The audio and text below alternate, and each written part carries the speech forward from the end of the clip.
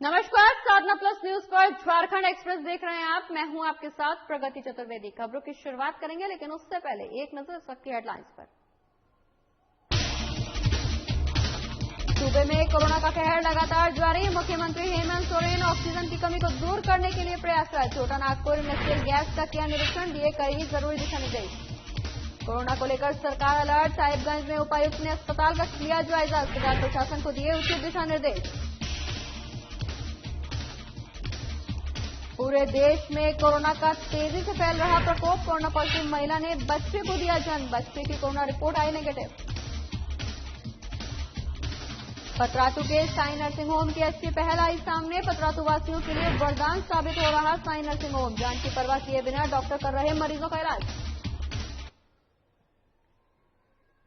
चले खबरों की शुरुआत करेंगे, जहां पूरे देश सहित सूबे में कोरोना का कहर लगातार जारी है। वहीं ऑक्सीजन की भी घोर किल्लत देखी जा रही है। ऐसे में मुख्यमंत्री हेमंत सोरेन भी प्रयासरत हैं कि किसी भी हाल में ऑक्सीजन की कमी को दूर किया जा सके। इसी क्रम में मुख्यमंत्री हेमंत सोरेन ने आज रांची के विकास स्थित छोटा नागपुर इंडस्ट्रियल गैस का निरीक्षण किया। इस दौरान मुख्यमंत्री ने छोटा नागपुर इंडस्ट्रियल गैस के संचालक से ऑक्सीजन रिफिलिंग से संबंधित जानकारी भी ली। साथ ही मौके पर कई जरूरी दिशा निर्देश भी दिए।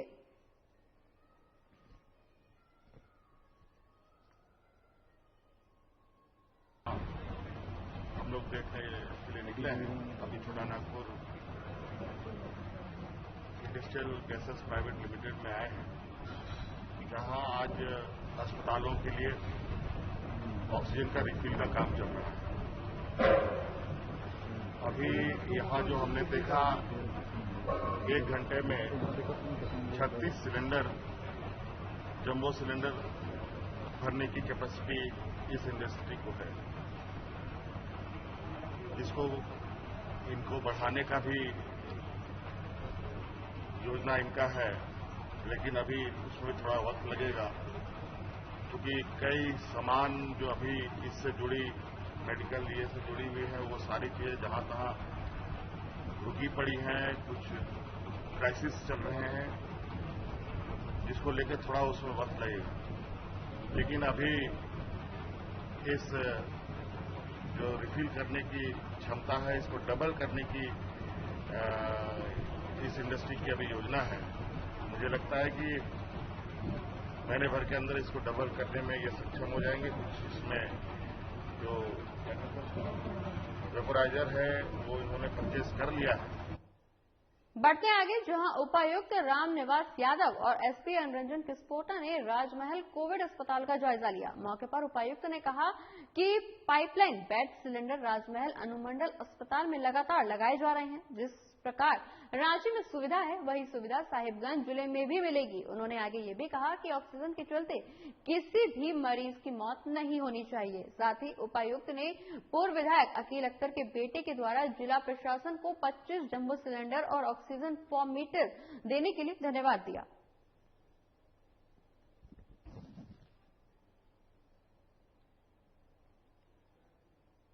तो आपको बता दें कि उपायुक्त रामनिवास यादव ने कोविड सेंटर का जायजा लिया, जहां उन्होंने तमाम सुविधाएं मरीजों के लिए उपलब्ध कराने की बात की। इस दौरान उपायुक्त ने कहा कि ऑक्सीजन की कमी की वजह से किसी मरीज की जान नहीं जाएगी। इसके लिए तमाम उचित व्यवस्थाएं कराने के लिए उपायुक्त ने निर्देश दिए।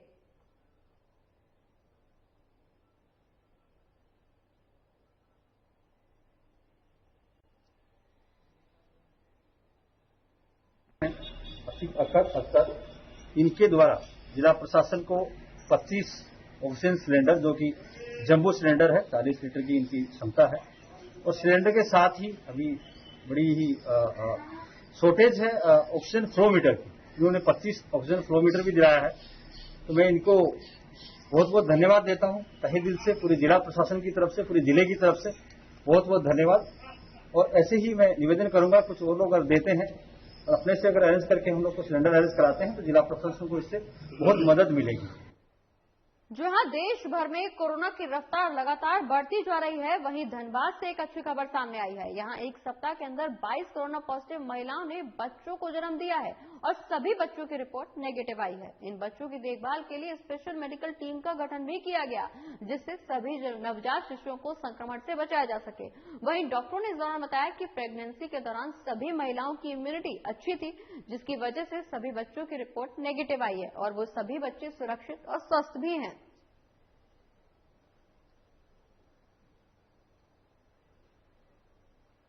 तो धनबाद से ये अच्छी खबर निकल करके सामने आई है, जहां 22 महिलाओं ने कोरोना पॉजिटिव महिलाओं ने बच्चों को जन्म दिया। आपको बता दें कि इस दौरान सभी बच्चों की रिपोर्ट नेगेटिव आई है। इस दौरान डॉक्टर का कहना कि जन्म देने के दौरान महिलाओं की इम्यूनिटी अच्छी थी, जिसकी वजह से ये सभी बच्चे कोरोना नेगेटिव आए हैं। हालांकि इस दौरान बच्चों की देखभाल लगातार की जा रही है, इसके लिए स्पेशल मेडिकल टीम का गठन भी किया गया है। लेकिन डॉक्टरों का कहना है कि बच्चे पूरी तरह से स्वस्थ हैं, सुरक्षित है, क्योंकि प्रेगनेंसी के दौरान महिलाओं की इम्यूनिटी काफी अच्छी थी, जिसकी वजह से बच्चे सुरक्षित हैं और स्वस्थ हैं। माँ के साथ अगर मान लीजिए कि माँ के साथ रहे तो उसमें माँ का दूध भी वो ले सकते हैं, लेकिन कोशिश करना है कि उसको अलग से रखे, उसको दूसरे कुछ आर्टिफिशियल दूध या दूसरी मादर के दूध उसको पिलाना चाहिए, क्योंकि अभी जो एक्सपोजर हो जाएगा तो उसमें कुछ वायरल लोड बढ़ जाएगा, तो इन्फेक्शन होने के चांस रहता है। सर वो जो बच्चे जन्म हुए उसके लिए सर स्वास्थ्य विभाग करते हैं हमारे जो भी बच्चे जो प्रेग्नेंट मादर जो पॉजिटिव मादर है, अगर बच्चा जो डिलीवरी किया है तो उसको हम लोग मेरे मोबाइल टीम निरंतर प्रयास करेंगे कि उसका स्वाब बच्चे को स्वाब लेके उसको भी टेस्ट करते रहेंगे।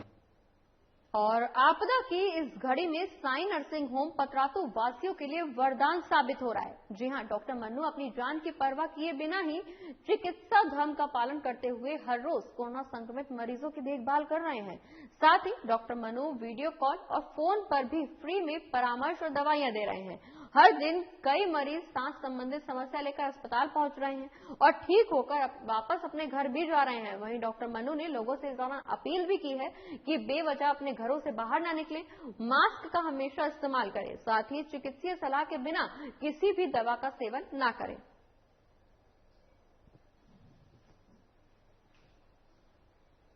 तो पतरातू का साई नर्सिंग होम लोगों के लिए वरदान साबित हो रहा है, जहां पतरातू के साई नर्सिंग होम के डॉक्टर मन्नू लगातार लोगों से वीडियो कॉन्फ्रेंसिंग के माध्यम से और फोन के माध्यम से मरीजों से जुड़ रहे हैं, उन्हें परामर्श दे रहे हैं फ्री में और दवाइयां भी दे रहे हैं। इस दौरान लगातार डॉक्टर मन्नू लोगों से अपील भी कर रहे हैं कि बिना चिकित्सीय सलाह के कोई भी दवाई का सेवन ना करें, सोशल डिस्टेंसिंग का पालन करें, मास्क लगाएं। मेरा लोगों को ये संदेश है कि बेवजह घरों से ना निकले, मास्क का इस्तेमाल करें और चिकित्सकीय सलाह के बिना किसी भी तरह का दवा का अपने से इस्तेमाल न करें। और संक्रमित मरीज और उनके परिजनों से मैं खास तौर से कहना चाहता हूँ कि वो तब तक पैनिक न हो जब तक कि आपके मरीज का ऑक्सीजन सेचुरेशन 90 से 0 ना हो। और घर में पौष्टिक खाने का इस्तेमाल करें, गर्म खाना लें, हेल्दी फूड का सेवन करें और अगर जरूरत हो तो विटामिन सी और जिंक की जो गोली है वो प्रतिदिन एक गोली अपने और अपने परिजनों को जरूर लेने होते हैं, जो कि आपकी इम्यूनिटी बढ़ाने का काम करेगा। प्रदेश में कोरोना की रफ्तार तेजी से बढ़ रही है। गोड्डा में भी संक्रमण से मौत के मामलों में लगातार बढ़ोतरी हो रही है। इसी मामले को लेकर पड़ैयाहाट स्वास्थ्य केंद्र के प्रबंधक के ऊपर एक मरीज के परिजनों का गुस्सा फूट पड़ा। दरअसल कोरोना पॉजिटिव मरीज की मौत हो जाने से परिजन अस्पताल प्रबंधन पर आरोप लगाने लगे। परिजनों का कहना कि एक भी डॉक्टर मरीज को देखने नहीं पहुंचा, वहीं एम्बुलेंस को भी फोन किया गया लेकिन कोई सुनवाई नहीं हुई, जिसके बाद मरीज को बाइक से अस्पताल लाना पड़ा। मामले को लेकर पड़ैयाहाट अंचलाधिकारी ने बताया कि मरीज में कोरोना के लक्षण दिखाई दे रहे थे, सर्दी खांसी थी और सांसें भी तेज चल रही थी, लेकिन अस्पताल के सभी बेड फुल थे, जिसके चलते उसका इलाज नहीं हो पाया।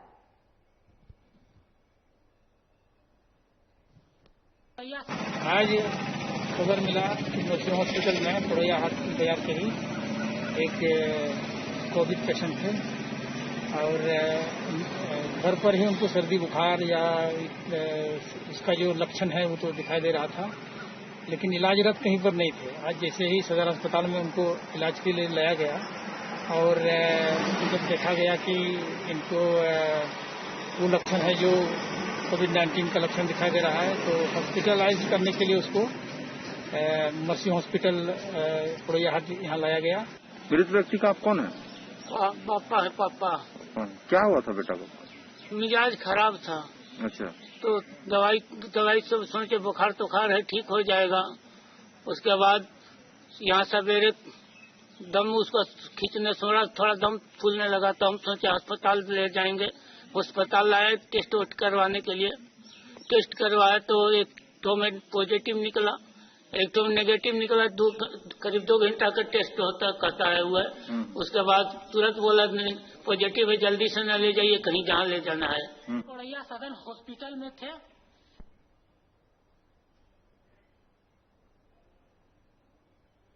और इसी के साथ यारों एक छोटे से ब्रेक के लिए, ब्रेक के उस पार ही झारखंड की तमाम बड़ी खबरों का सिलसिला रहेगा जारी।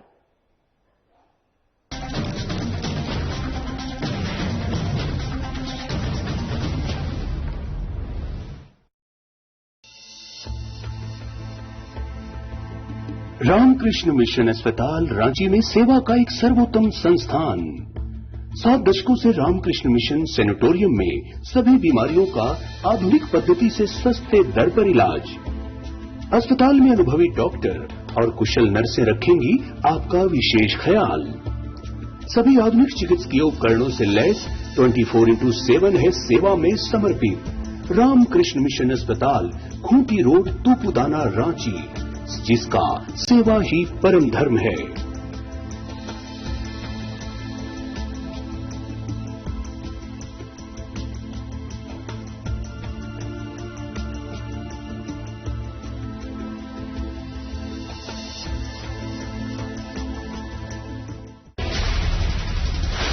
बिहार झारखंड के साथ देश दुनिया की हर बड़ी खबर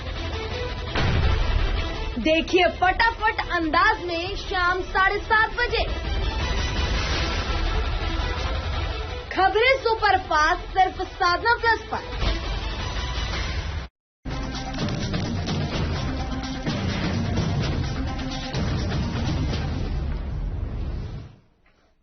और ब्रेक के बाद एक बार फिर से स्वागत है आपका। खबरों में आगे बढ़ेंगे और अब बात सिमडेगा की करेंगे, जहां सदर अस्पताल में नव निर्माण आईसीयू रूम का उपायुक्त सुशांत गौरव ने निरीक्षण किया। आपको बता दें कि इस दौरान उन्होंने संवेदक से काम के बारे में जानकारी भी ली, साथ ही काम को जल्द से जल्द पूरा करने के निर्देश भी दिए। इस दौरान उपायुक्त ने आईसीयू में बिजली और बेयरिंग की भी चेकिंग की। निगरानी के लिए अभियंता बिजली विभाग को निर्देशित भी किया। साथ ही उपायुक्त ने इस दौरान कहा कि सभी काम अच्छी तरह से जल्द पूरे किए जाएं। तो उपायुक्त ने काम के बारे में जानकारी ली है, जहां संवेदक से उन्होंने वहां मौजूद काम के बारे में जानकारी ली। इस दौरान उन्होंने आदेश दिए कि जल्द से जल्द सभी काम अच्छी तरह से किए जाएं और जल्द से जल्द पूरे भी किए जाएं। सिमडेगा में उपायुक्त सुशांत गौरव ने निरीक्षण किया, जहां उन्होंने तमाम जानकारी हासिल की। वहां मौजूद अधिकारियों से तमाम जानकारी लेते हुए वहां पे निर्देश भी दिए। उन्होंने कहा कि अच्छी तरह से सारे काम किए जाएं और जल्द से जल्द सभी कामों को पूरा किया जाए। तो सिमडेगा के सदर अस्पताल में नवनिर्मित आईसीयू रूम का उपायुक्त सुशांत गौरव निरीक्षण करने पहुंचे, जहां उन्होंने संवेदक से तमाम कामों की जानकारी ली। इस दौरान उन्होंने कहा कि इन सभी कामों को जल्द से जल्द पूरा किया जाए। साथ ही आईसीयू में बिजली और बेयरिंग काम के भी उपायुक्त ने चेकिंग की है और इस दौरान काम की निगरानी के लिए बिजली विभाग को निर्देशित भी किया। उनका कहना है कि सभी काम अच्छी तरह से जल्द पूरे किए जाएं।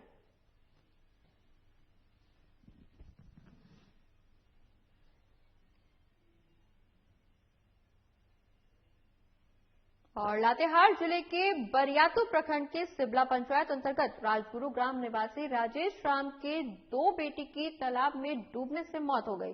पीड़ित परिजनों के अनुसार राजेश राम की 2 बेटी 8 वर्षीय नीतू कुमारी और 6 वर्षीय मुनीता कुमारी पास के तालाब में नहाने के लिए गई थी। इसी दौरान मुनीता गहरे पानी में डूबने लगी। छोटी बहन को डूबता देख बड़ी बहन भी उसे बचाने के लिए गई, लेकिन वो भी डूब गई। एक साथ 2 बेटियों की अचानक मौत से परिवार में कोहराम मचा हुआ है।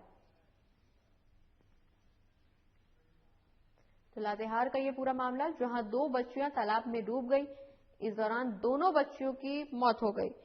आपको बता दें कि एक 8 वर्षीय बेटी और एक 6 वर्षीय बेटी जिसकी तालाब में डूबने से मौत हो गई। वहीं 2 बच्चियों की मौत से परिवार में कोहराम मचा हुआ है। लातेहार का यह पूरा मामला, जहां तालाब में नहाने गई 2 बच्चियों की डूबने से मौत हो गई। आपको बता दें कि छोटी बेटी तालाब में डूबने लगी, जिसको बचाने के लिए बड़ी बहन भी वहां पहुंची, लेकिन वो भी डूब गई। वहीं दोनों बच्चियों की तालाब में डूबने से मौत हो गई, जिसके बाद परिवार में लगातार मातम का माहौल देखने को मिल रहा है। लातेहार का ये पूरा मामला, जहां एक 8 साल की और एक 6 साल की बच्ची दोनों तालाब में नहाने के लिए गई थी। वहीं नहाने के दौरान किसी तरह से वो तालाब में डूबने के चलते इन दोनों बच्चियों की मौत हो गई, जिससे पूरे परिवार में मातम का माहौल देखने को मिल रहा है।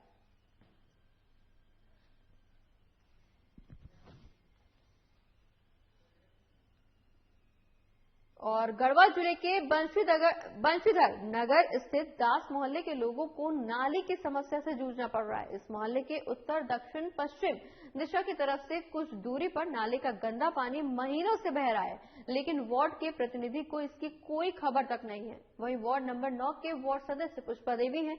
पुष्पा देवी के पति सुधीर प्रजापति हैं, जो अपनी पत्नी की जिम्मेदारियों का निवारण करते हैं, लेकिन जनता के द्वारा कई बार सुधीर प्रजापति से इस समस्या के लिए शिकायत भी की गई, लेकिन बावजूद इसके कोई सुनवाई नहीं हुई। वहीं वार्ड की जनता से पूछे जाने के बाद लोगों ने कहा कि नाली सफाई कराने के लिए वार्ड सदस्य को कई बार अवगत कराया जा चुका है, लेकिन सिर्फ आश्वासन ही मिलता है। इतनी भीषण गर्मी में जब ये पानी यूं ही सड़क पर बह रहा है, तो बरसात के दिनों में इस पानी का क्या हल होगा।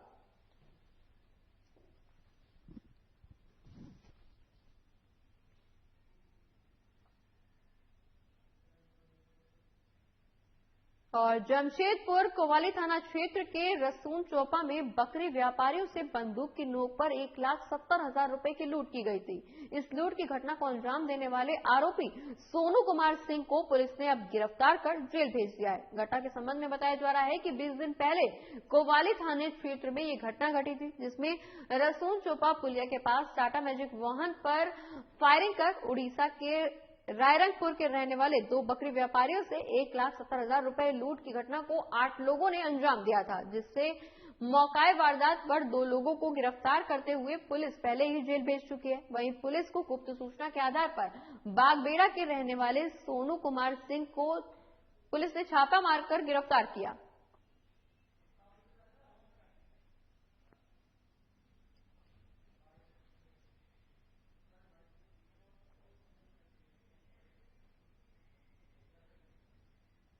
बढ़ते आगे, जहां एक युवती ने मां की डांट से नाराज होकर फांसी लगाकर खुदकुशी कर ली।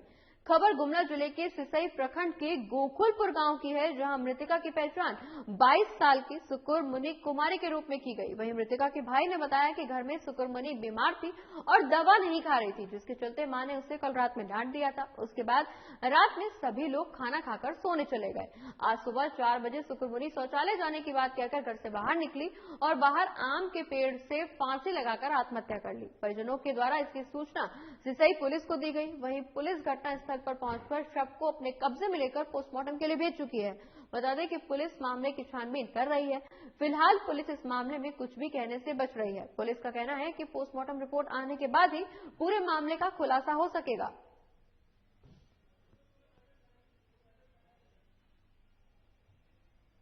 रात में थोड़ा सा दवा खाने के लिए मम्मी बोली तो नहीं खाई, तो थोड़ा डांट दी मम्मी डांटी तो थोड़ा बाहर निकल गई हो। फिर इसको लेके आए, फिर रात में सो गई। फिर सुबह 4 बजे तक नहीं आ रही, देख के ढूंढे हम लोग इधर उधर, फिर अम्बा के पेड़ में जाके लटका ले फांसी हो गई। और सीसीएल स्वांग गोविंदपुर स्थित टायर के स्क्रैप में भीषण आग लग गई। इस दौरान धुएं के गुब्बारे दूर दूर से दिखाई देते रहे। अनुमान ये लगाया जा रहा है कि इस आगजनी में लाखों रुपए का स्क्रैप जलकर खाक हो गया। बताया जा रहा है कि आग लगने की सूचना परियोजना प्रबंधन को जब तक दी जाती तब तक आग बेकाबू हो गई थी। प्रबंधन ने तो पहले अपने सुरक्षा टीम से आग बुझाने की कोशिश की, लेकिन टायर की आग विकराल रूप धारण करती गई। मौके पर पहुंचे सीआईएसएफ के फायर दल ने आग बुझाने की कोशिश की। हालांकि ये कोई पहला मौका नहीं है जब ओपन कास्ट के स्क्रैप यार्ड में भीषण आगजनी से लाखों का स्क्रैप जलकर खाक हो गया।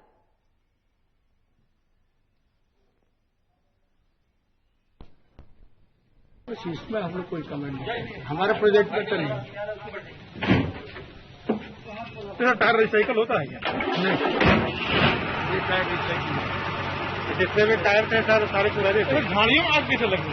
झाड़ियों में तो जंगल है, जंगल में आड़ी आदमी लगा दिया होगा या घूमते रहते आदमी, कोई बीड़ी पीता होगा, सिगरेट पीता होगा, मच्छी जो है नीचे गिरा दिया तो लग जाए। अनुमानित क्षति सर? अनुमानित कोई क्षति नहीं, ये हमारी काम में नहीं आता था, इसलिए हमें कोई क्षति नहीं।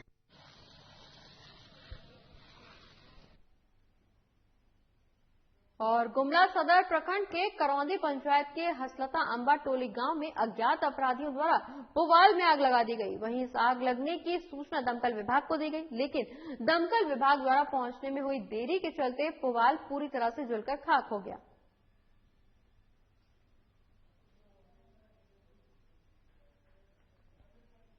तो गुमला का ये पूरा मामला, जहां अज्ञात लोगों ने आग लगाई जिसके चलते काफी नुकसान हुआ। वहीं आग की घटना से लोगों में अफरा तफरी का माहौल देखने को मिल रहा है। आपको बता दें कि गुमला का ये पूरा मामला, जहां आग लगने की वजह से काफी नुकसान होने की आशंका जताई जा रही है। बता दें कि अज्ञात लोगों ने पुवाल में आग लगा दी, जिससे मौके पर अफरा तफरी का माहौल देखने को मिल रहा है।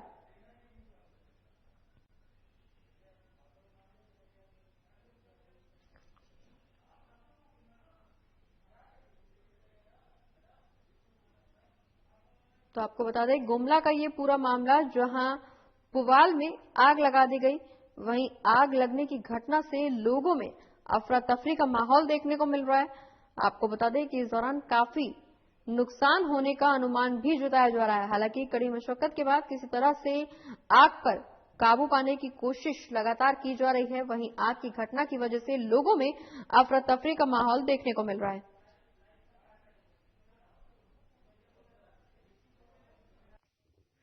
खाली आई भेट दिसलक, नदी जो बारी जो रही सगेरे दिसलक और कोई ध्यान। मतलब का जान ले, का पता चलक? वह आई लाई जैसे फिर पता चल का चीज में पुरानी का क्षति हो है? और बस पोरा और काठी लकड़ी, मतलब बेचे वाला लकड़ी है? नहीं, घर जलावन वाला लकड़ी। तो मतलब लगभग मतलब पुआल जल गलक तो मतलब मवेशी खाए के लिए परेशानी है? हाँ, परेशानी। क्या चीज है? पुआल है।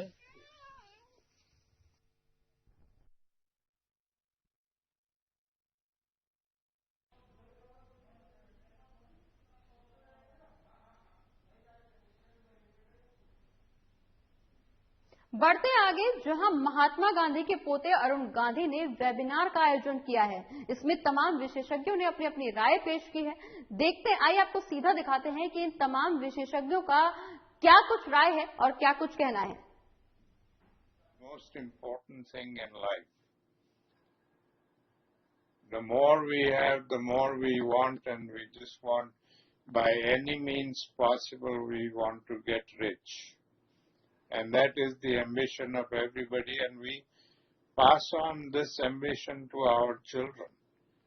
When we tell them that they have to be successful in life, they have to be get to the top by any means possible. Don't think about anybody else, just think about yourself and get to the top. We are planting the seeds of selfishness in the children. We are planting the seeds of greed in the children, and we are telling them that success is material. What kind of car do we drive? What kind of house do we have? How much bank balance we have? That is the most important thing. Nothing else matters. So in that kind of a life, we are going to have lots of conflicts, and we are going to have conflicts with nature, and because we exploit nature also, and then we have all these pandemics and the illnesses that have destroyed our lifestyle. We talk about violence, and we are concerned about violence in society and everywhere else, but we really don't know the extent of violence. we haven't paid much attention to that because we are so focused on physical violence. I remember when I was living with Bapuji as a 12-year-old boy, and I was going to school, and one day coming back from school, I had a little pencil. It was about 3 inches long. And I thought I deserved a better pencil. This is too small for me to use. And without a second thought, I just threw the pencil away because I was so sure that Bapuji would give me a new pencil when I asked him for one. But that evening when I met Bapuji and asked him for a new pencil, instead of giving me a new pencil, he subjected me to a lot of questions. He wanted to know how the pencil became small and where did I throw it away and why did I throw it away, and on and on. And I couldn't understand why he was making such a fuss over a little pencil until he told me to go out and look for it. And I said, you must be joking. I said, you don't expect me to look for a little pencil in the dark? He said, yes, I do. Here is the flashlight. Go out and look for the pencil and bring it to me. And I think I spent about 2 hours searching for that pencil. And when I finally found it and brought it to him, he said, now I want you to sit here and learn 2 very important lessons.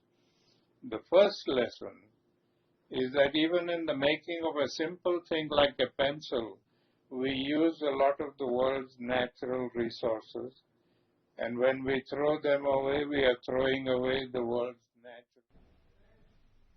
तो America से महात्मा गांधी के पोते अरुण गांधी को live सुन रहे थे आप, जहां उन्होंने